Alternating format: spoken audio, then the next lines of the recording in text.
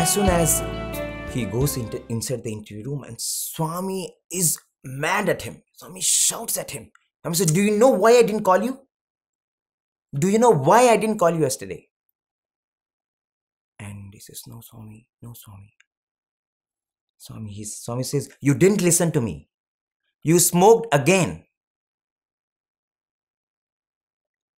And he just fell at Bhagwan's feet because he could not control. So the previous day, he went outside to a shop, and Swami in fact mentions outside the gate, Gopuram gate, in those days there was little shops. This is something that happened in 1985. You went behind that shop and you smoked 3 cigarettes. So he controlled, but he could not control completely. And so Swami revealed everything, and now he didn't know what to do, and he just fell at Bhagwan's feet and he started crying. Swami said, this will ruin your health. That is the reason I am telling you, stop smoking. And now he just falls at Bhagwan's feet. Swami, I will never do this again. I will never do this again. Swami, forgive me. Swami, forgive me. But Swami pushes him away. And Swami says, you commit all sins, and then you say, Swami, protect me. He says, Swami, I will never smoke again, Swami. Swami said, what about the other sins? I thought, oh my God, no, what is Swami going to say? And Swami says, I know. All the affairs that you have had in all these years with so many girls, Swami mentions the name of the girls and the hotel he had taken them, the cities he had taken them. Swami says, you have relationship with so many women, but you don't marry any of them. You promise them marriage, and you keep shifting from one woman to another. You commit such sins and you come to me for protection. Get lost. So that's how Bhagwan was really red with anger. And he really did not know where to place his head, and kept crying and kept crying and kept crying. Then suddenly he looked at Swami. He says, Swami, I am a sinner, Swami. I am Patita. Patita is a sinner. Yes, I am a sinner, Swami. But you are Patit Pavan, Swami. You are the one who was the emancipator of all the sinners, Swami. If you also discard me, where will I go? And the moment he says that, Swami, you are Patita Pavan, Swami. Immediately Swami melts. And Swami now waves his hand. And Swami creates a chain. Earlier he had created a locket. Now he creates a chain, and he asks for the locket, and by his mere touch, the chain and the locket fix. And Swami puts it on his neck. And Swami says, the affair now that you are having, the girl that you are having now in your life, marry her. And Swami says, what I gave you now is for your protection, because her relatives, her brothers are not easy people. They are very dangerous people. They are gundas. Swami says, this is what will protect you. And then Swami says, you know how you came here? He says, Swami, this Banerjee scientist wanted, so he told his friend. And Swami said, no.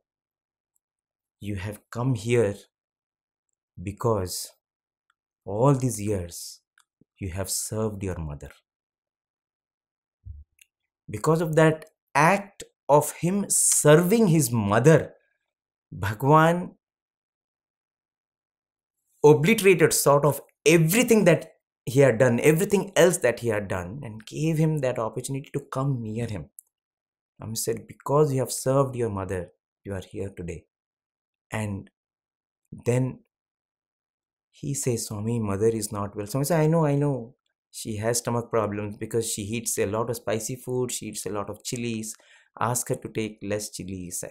Swami creates vibhuti, and then Swami gives it to him for his mother. And then Bhagwan says, you know, the number of things that I had to do to bring you here. Banerjee wanted to come, but I had to ensure that his driver became sick. I had to ensure that he gets stomach upset, he gets loose motions, And so he had to call his friend. I had to send that friend's driver also to his village on some emergency. And so that friend called another friend, and that is how you came. So I had to do so many things. I had to plan this Bhajan's trip. I had to plan Murali's trip. I had to ensure one driver becomes sick, another driver goes to village. Imagine the number of things I had to do so that you get this chance to come to Puttaparthi. I think every time we step into Puttaparthi, we have no idea of number of things that Bhagwan orchestrates behind the scenes for us to be here. Whether we are here for Christmas, whether we are here for one day, whether we are here for birthday.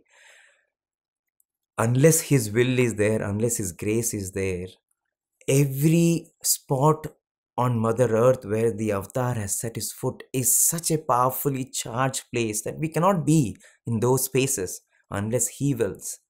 And as we were discussing, if our time is ripe, if the moment has come, then the Lord will go to any extent. If that moment of transformation is the moment for you to become a devotee, or a devotee to get that vision of the divine has come, then the Lord can go to any extent. And here we see, because of the service that he had done to his mother, Swami changed a sequence of events so that he gets this moment with him and his life is completely transformed. And I think that is something that we have seen again and again with Swami, isn't it? Just like here, Swami did something exceptional for Dr. Hislop. In fact, in one of the talks, Dr. Hislop mentions how Swami once sent him to Vrindavan with the message that you tell the students of Vrindavan that I am not going to come. The students were asking Bhagwan to come, and Swami said, Hislop, you go and tell them that I'm busy and I cannot come. So he goes to Vrindavan, gives the message to students, and he comes back. And next day in the morning, Swami asks for the car. And Swami asked Dr. Hislop, and they start off to Vrindavan. And he says, Swami, just yesterday I went and told them that you are not coming. And Swami says, yeah, but what to do? Their devotion is so strong. I want to go. I think when our devotion is so intense, the Lord can do anything. If our satkarmas are so good, the Lord can do anything, isn't it?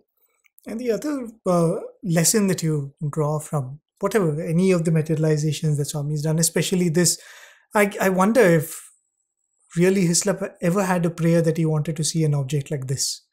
Right? It's one thing to make a prayer and have a desire and Swami fulfill it. But the grace that Swami wanted to shower, we never know in what manner it will come, in what manner it will manifest. And oftentimes you think that maybe Swami does all this variety only for the sake of Bhagavatam, only for the sake that somebody can sit and talk about it and give thrill to the listeners' hearts. Just like how he has done in every avatar, right? And the same blessing comes in different forms so that there is so much to talk about. Yeah. You really think about the whole episode of that cross, that Swami recreating something that was 2000 years old. Yeah. I think as devotees, our minds are so limited that we may not even make a prayer like this. Swami showed me something that was 2000 years old, because we can't think that we shouldn't ask such things. There is this very, very beautiful episode in Swami's early life when Swami had just returned to Puttaparthi from Uravakonda, and the family was coming to terms with this fact that Swami has declared himself and he was no more their little Satyam. They were beginning to accept that slowly, but then every now and then they would be rattled by something which would happen. Somebody would come and ask something, why are you entertaining these things? Why are you letting your son go away like this? And the parents would get a little perturbed by that. So one such event that happened was, there was this one Mr. P.T. Krishnamachari, right? He was a very learned person in the neighborhood where Swami's parents were living. And he also apparently happens to be the person who had done Aksharabhyasam for Swami. So he's considered a scholar, he's considered a very saintly person. And in fact, he was one of the early devotees of Shirdi Baba. So in fact, he used to give Udi to whoever would go to him saying that someone is not keeping well and all that. So he turns up to Puttaparthi, to Swami's father's house, and asked, "What is this? Why are you entertaining your boy's whims and fancies like this? And something is wrong with him, and why are you letting him, do all these drama?" So the father is again disturbed. So he goes back to Swami and he says, "See, you do whatever you want, but why do you get into such trouble? See now who has come? P.T. Krishnamachari, the great, has come, and he's asking me all these questions, and I have to answer him." So Swami looks at his father and says, "You still don't believe what I've said? Do you think I'm making all of this up? Don't you believe what I'm saying?" So Swami tells his father, "Okay, come with me," and takes him to the inner room. Swami, I think, was staying in Mother Subhama's house at that time. So Swami takes him to a room, just opens the door, and they walk in. And as they walk in, what do they see? They actually see something which looks like a samadhi. It is covered with a shawl. And there is a North Indian looking priest sitting there and doing puja. Wow. So you step into another world. They just stepped into that room and they find this, and Swami's father is wondering, where am I? Who is this person? What is this place? And then Swami tells him, this is the samadhi at Shirdi, and the puja is happening right now. Wow. And they've just stepped into Shirdi, right, across that threshold of that room. And not only that, Swami tells him, look there. And he looks on the other side. The Hanuman temple is there. And he looks around. The neem tree, the famous neem tree of Shirdi, is there. The Guru Sthan is there. And he sees the entire landscape of Shirdi laid out inside that room. Wow. He has just stepped into Shirdi. And not only did Swami's father have this vision, Swami calls P.T. Krishnamachari and everyone. And Krishnamachari, being a devotee of Shirdi Baba and a person who has visited Shirdi, he could recognize the place as soon as he stepped in. Wow. Imagine just walking into a room in Puttaparthi and then stepping into Shirdi, which is thousands of miles away. Why would Swami do that for a devotee? Going back to what I was saying, it's not like somebody would have made a prayer to see something like that. But I think Swami is compelled to do some things like this because probably we resist accepting what he is without being shown visions or miracles like this. We're not necessarily witnessing it ourselves, at least listening from someone. We never know how many people must have heard the story of the cross from Hislop, and that would have made an enormous impact on them. Absolutely. Right? So that's why this whole episode of Swami materializing that cross is so profound. As Swami says, during Lingodbhavam also, Swami says sometimes such acts have to be done. Such extraordinary supernatural acts have to be done to shake everyone around and for them to realize the profundity, immensity of the blessing that they have been blessed with. And when you look at this cross episode and you see how Bhagwan recreated that storm and that evening, for us, if sometimes we feel that, we missed that moment, we missed, being with Christ, or we missed being with Rama, or the devotees who come now, we missed being with Bhagwan, we were not there, if only we could have had Bhagwan's darshan, if only we could have come before 2011, we have all these thoughts. We do feel very sad, we feel very pained.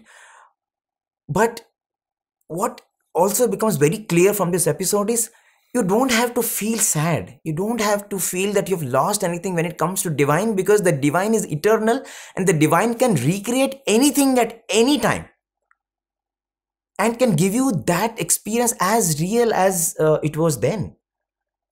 And today, you have so many people who come to Prasanthi Nilayam.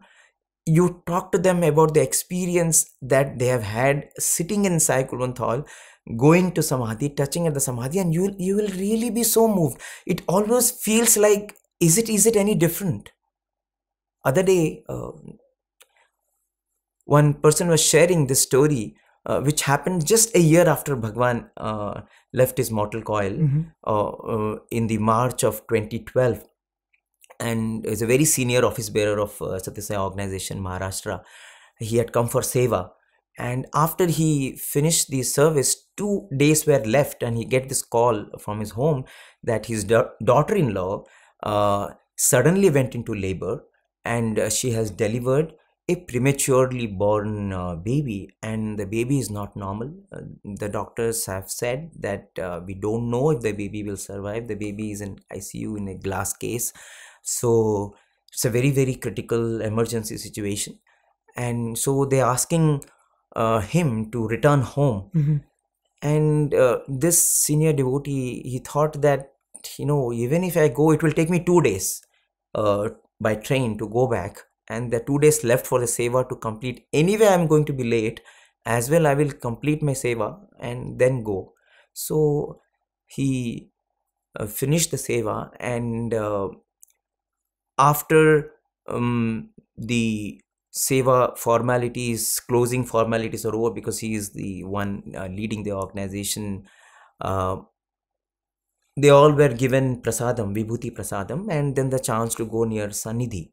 So he took that vibhuti and he went near Bhagwan's Sannidhi, and there he just closed his eyes and he prayed to Swami. He said, Swami, the boy was your gift, and whatever you do is fine. You know what is best. And they say the boy will not survive, but whatever you do is fine. And he makes this prayer, and just as he's bending, one of those vibhuti packets that he was holding falls down on the samadhi. So somehow he feels that maybe this is a very blessed thing that has happened. This vibhuti packet, he picks up from Bhagwan's Sannidhi, and he says, I will give this to my grandson. And just as when he was picking that vibhuti, one person standing near the samadhi, in those days everyone could touch the samadhi, right? And picks up a flower from the samadhi, from Bhagwan's Sannidhi, and he gives it to him. Very, very interestingly. And so he takes that flower and he starts off. So the moment he reaches Akola, that's the place in Maharashtra, his son comes to pick him up, but he goes straight to the hospital, and he takes that vibhuti and he places it on the body of this baby. The mother and the baby, they were both sleeping, and there was no hope on the baby. And then he places this flower on the cradle. The moment he places the flower on the cradle, the baby immediately starts crying. Instantly the baby starts crying. The baby which had not cried since the time he was born. And everybody's alarmed. The nurses and doctors, they come, they take the baby back to the OT to check everything is fine. And when they do all the examinations, the baby is normal, everything is fine. In fact, this boy continues to be there, except for a little hearing impairment, they say. Otherwise, he's a very normal child, and the child which everybody had given up, the doctors came into life. And this happened after Bhagwan had left. We used to hear such stories when Bhagwan was in the physical form. When Swami blessed someone, Swami created a ring. As if Swami can create a ring or a rainbow, he can do anything. But we used to hear such stories, but such stories continue to be there. Right. And anything can be recreated at any time with the divine, isn't Absolutely. It? I think, whenever some of the new devotees who come, youngsters who come, and they say that we've not seen Swami, yes, and we've not been fortunate, something I always tell them, and in the process of telling them, I remind myself, is that the restriction and the limitation of the physical is for you, not for him. Yeah. Right? It is only us. We cannot do anything without this body. We are in that level, but it is not for Swami, right? So our duty is only to make the prayer, and you don't have to think whether it is going to be the recreation of the elements from 2000 years ago, or how is that possibly going to happen. You really don't have to worry. All you have to do is make a prayer and believe that it will happen. Yes. And these are not events that were just created, right? The message is very, very important. Talking about Hislop and his experiences, there's this very beautiful episode, again a very popular episode, which is recounting and recollecting some of these beautiful incidents and the messages in them. It happened in Dharmakshetra, and Swami had, I think it was during some of the conferences that was there, and Swami wanted to give saris to some of the women that had participated as volunteers. So Swami asked them to find out the number of volunteers. The number was 96. So Swami told one of the devotees, "Why don't you get saris? I will get for them." And as they usually do, they get a few more so that Swami can select. So Swami selected 96 saris from a pile of 100, and the distribution was carried out. And after some time, Dr. Hislop comes to Swami and says, "Swami, there seems to be some leakage somewhere." And he asks, "Why? What happened?" He says, "Swami, the 4 saris that you had kept in the corner, there seems to be water around it. So it looks like there is a leakage somewhere." Then Swami says, no, it is not any pipe or leakage from the ceiling. The 4 saris are crying because they could not participate in this mission of Swami. Right? Swami discarded them, and that feeling is making them cry. And Dr. Hislop says, "Swami, what is this? I've never heard something like this. Do inanimate objects also have feelings, and do they also express their grief in such manners?"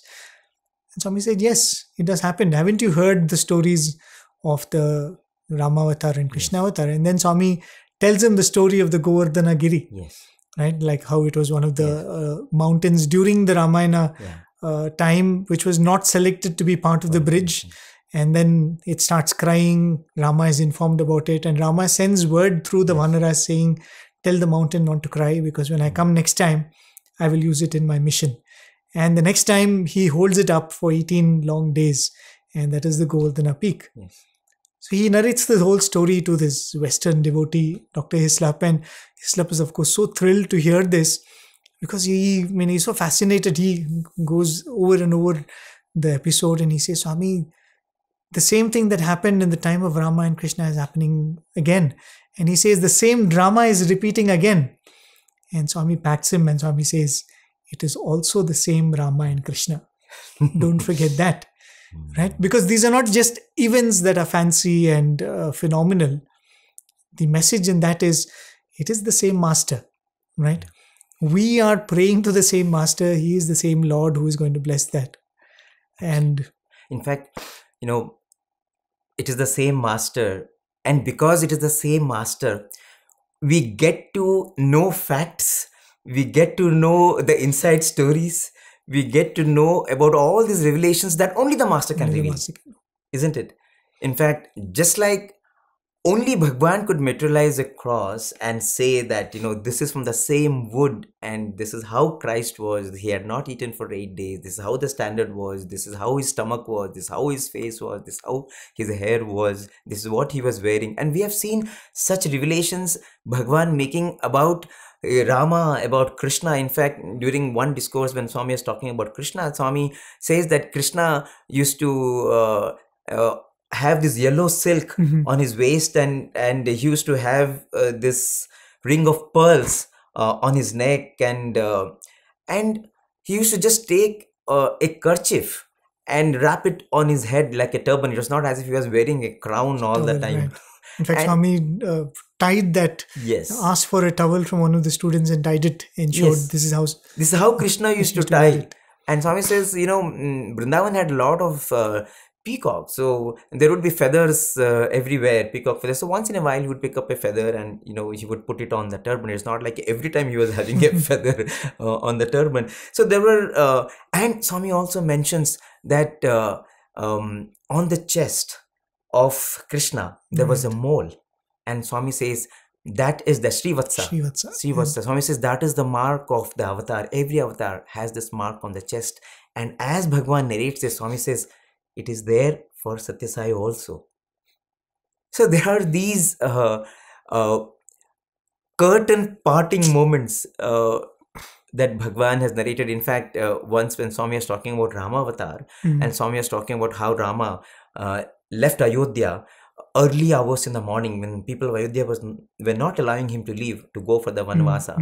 And Swami says, it was in the wee hours of the morning, 3 a.m. That's when everyone was sleeping, the people were crying, and finally they just slept. And that is when Rama went out with Sumantra. Actually, I think in Ramakatha Swami writes about it. He allows the citizens of Ayodhya to follow the chariot for a small bit till the edge of the city. Yes. And there they camp for the night. Yes. And that morning he leaves before anyone can wake up. Yes. So Swami says, just like how I go early in the mornings when all of you are sleeping. Like that Rama Like left. that Rama left. So, those are those moments, you just become alive and alert to the presence you are in. And those are those electrifying moments, I would say, of being with the avatar. If Swami had not revealed about the birth of Shirdi Baba, we would have never ever known anything about Shirdi Baba's parents or everything that happened before Baba came to Shirdi. So I think that is another very beautiful facet of an avataric incarnation. But the most important lesson, if you look at this entire episode of the Crucifix, is something that Swami mentioned in the Christmas message 1972, and something that Swami wants us to always remember. He has made it a part of the symbol of the Sathya Sai organization. Every time you look at the Sarvadharma symbol and you look at the cross, Swami always told us, when you look at the cross, you have to know that it is the cutting of the I feeling. It is the cutting of the ego. That is the message that Jesus wants us to learn. That is the message that all of us as Sai devotees have to imbibe, have to practice. And that is the journey which Jesus himself went through when he said, I'm the messenger, I'm the son, and finally I and my Father are one. And if you look at the journey of any devotee, be it Professor Kasturi, be it Professor Mr. Ram Brahmam, be it Mrs. Ratan Lal, you will find this journey. They will reach a point where, they just don't exist. In fact, talking about Mrs. Ratan Lal, after she had served Swami for nearly 40 years, so one day when Swami was reprimanding her, so there were occasions when Swami would simply reprimand her, and she would later go back and feel, why did Swami do this? I didn't do anything wrong. So there were occasions when Swami would reprimand for mistakes someone else has committed, and Swami would later say, I didn't know whom else to scold, so I scolded you. That was a relationship that Mrs. Ratanlal and Bhagwan had. But Mrs. Ratanlal always was very, very aware that, she is living and serving divinity. So she would always go back and she would do a lot of mananam. She would do a lot of contemplation. Why this happened? Did I make any mistake? What corrections do I have to make? So any message, and especially getting a reprimand from Swami used to bother her a lot. But this incident, which happened in 2002, so one day Swami just was continuously saying things which really disturbed her, and she said, I didn't do anything. But that day, she was just smiling. And Swami says, I'm scolding you. And you're smiling. And she says, Swami, if I look at everything that I've done in my life, right from the 60s, the way I came to you, the way you trained me, the way you gave me the chance to cook, the way you got me involved in the Anantapur college, the way you got me involved with every mission of the Sathya Sai organization, the printing press, the Sanatana Sarathi, is there anything that I could have done in my 100 Janmas also? I could not have done anything, Swami. If anything I have done, it is only because of you. It's you who has done everything through me. Now you want to scold yourself. I don't exist only. You want to scold yourself, so go on scolding. How does it matter? I don't exist only, Swami. If I was there, I would not have been done. I could not have done anything. So go on. You can scold as much as you want. I am actually happy that I'm getting to be with you and that you're speaking to me. That itself is like a bonanza for me. It doesn't matter whether you're scolding me, you're speaking to me, you're smiling. Whatever you're doing is fine. And she says, from that day, Swami stopped scolding her. So I think that was that moment, because there were times when Swami would tell Mrs. Ratanlal, where do you want to go? There are times when she got a little disturbed, she wanted to go. So everything is nothing. From nothing only everything has come. Everything else is nothing except the divine, So that whole thing was so much in her mind. And so the moment more you contemplate on this feeling, then you know that you are absolutely nothing. And once that feeling gets so firmly established, then you just become an instrument, you become a conduit, and you become the medium for God's love to flow through you. And that is the glorious life that Bhagwan wants us to attain, to strive for. And that is the way we can celebrate the arrival of Jesus. That is the way we can spread the cheer of celebrating Christmas. Swami says, crucify the ego and be free. I think that is the freedom that Swami wants us to experience, share, and be always in, isn't it? Right. And as you were saying that, the whole idea of becoming nothing to be the conduit for that all, right? He's everything. That is the secret of being everything in nothing. Probably in conclusion, just reminded of the journey of another devotee who came to Swami, a devotee of Christ, who became a devotee of Swami, who then saw no difference between the son and the father, so to say, is Mr. Victor Kanu, the great devotee of Swami. In fact, he says that the first time he heard about Swami and he was drawn to Swami was when he was in a spiritual gathering, and there was this minister in a church who was giving a sermon, and she suddenly made the statement that, do you know there is a man in India who is doing today exactly what Christ did 2000 years ago? And being a very staunch Christian, he was so excited about the statement. He said, is there a man like that? I should go and see him. And that's how, of course, a long journey, he comes to Swami. But the most defining moment for him is, he says in the year 1989, he was living in London at that point, but he was from Sierra Leone in Africa, but he was settled in London. The year 1989, Swami calls him and his wife for an interview. And out of the blue in the interview, Swami tells him, go to Zambia and spread my message and love, open a school. Cool. Out of the blue, right? And he tried telling Swami, I'm not from Zambia, right? He said, I'm from Africa, but I'm not from Zambia. I've just been there for a workshop, but otherwise I don't know the place. Swami said, no, go to Zambia and open a school. So he said, okay. And then as they were leaving that interview room, his wife turns back and he says that, sometimes they are more bold than us men. So she turns back and says, Swami, you say go and start a school in Zambia. Where do we get the money from? And Swami very nonchalantly looks at her and says, sell your house and build the school. If the money is not enough, borrow from the bank. And the great devotee that Victor Kanu is, when Swami makes this statement, he says that I remembered a passage from the Bible where a very rich man comes to Jesus and says, Master, I've done all of this. I've done charity. I've built rest houses for pilgrims and whatever he thought was all good work. He said, I've done all of this. What more should I do to attain the kingdom of heaven?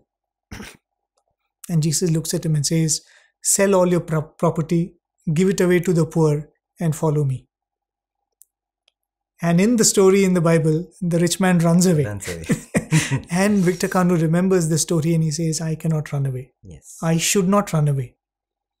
And he decides to do exactly what Swami did. Yes. They went back to London, sold their house and built the school, which we today call the Miracle School. Right? I think that's the challenge. When you say that Swami materialized this, or Swami revealed this about the Rama avatar, or Swami created this from the Krishna avatar, as Swami said, it is the same Rama and Krishna. It is the same master. It is the same master who was telling, will you give up whatever you are and follow me? Are you ready to cross that eye, as Swami beautifully explained? I think that is the challenge. The same master who sent the message through the messenger. We've had, I don't know what, gave us this good opportunity, a good fortune to know the master himself. But we've known the master, and it is only left to us now to give ourselves up to the master, allow him to do what he wishes to do with this life, which is an instrument to him. And I think this beautiful Christmas day, as Swami says, the best way to celebrate Christmas is to remember the life of Jesus. What happens when a messenger becomes the message? Yes. I think that is what we all have to be. We are devotees. We say that, oh, I go around speaking about Swami, or I'm taking Swami's message to X, Y, and Z. The real offering that we can make to Swami is we become the message that we carry. And with that prayer, with that hope, we offer this humble effort at Bhagwan's lotus feet, and we wish each one of you again a very happy Christmas and a wonderful New Year. Sai Ram. Sai Ram.